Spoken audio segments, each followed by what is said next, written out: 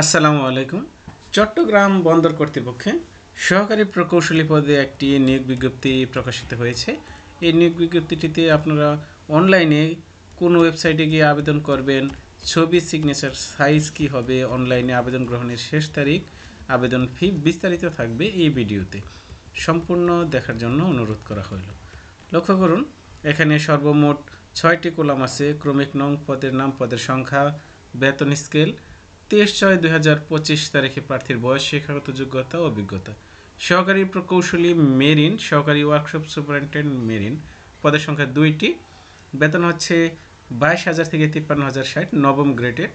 অনূর্ধ্ব 32 বছর হচ্ছে বয়স। মেরিন ইঞ্জিনিয়ারিং, মেকানিক্যাল ইঞ্জিনিয়ারিংয়ে স্নাতক ডিগ্রি, দ্বিতীয় শ্রেণী ডিগ্রি, এটি হচ্ছে শিক্ষাগত যোগ্যতা। সহকারী প্রকৌশলী রক্ষণাবেক্ষণে একটি পদ, নবম গ্রেডের। কম্পিউটার প্রকৌশল অথবা বৈদ্যুতিক এবং ইলেকট্রনিক্স প্রকৌশলে স্নাতক ডিগ্রি। স্ট্যান্ডার্ড সাগ্রহ পরীক্ষায় উত্তীর্ণ হইতে হইবে।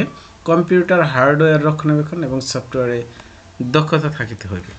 অনলাইনে আবেদন পূরণের শর্তাবলী। আবেদনকারীকে চট্টগ্রাম বন্দর কর্তৃপক্ষের ওয়েবসাইট, এই ওয়েবসাইটে অনলাইনে চাকরির আবেদন ফর্ম পূরণ করে সাবমিট করতে হবে। অবশ্যই ইউনিকোড বাংলায় লিখতে হবে।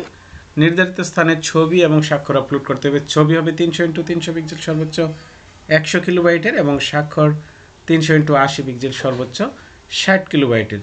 ছবি অবশ্যই রিসেন্ট দেওয়ার চেষ্টা করবেন। আরেকটি জিনিস লক্ষ্য করেন, অবশ্যই জেপিইজি ফরম্যাটে হতে হবে, পিডিএফ হলে কিন্তু হবে না। অনলাইনে আবেদন ফর্ম সাবমিট করার পর পে নাও অপশনে ক্লিক করে প্রার্থীকে অনলাইনে ফি জমা দিতে হবে। নিয়োগ পরীক্ষার ফি হচ্ছে 200 টাকা।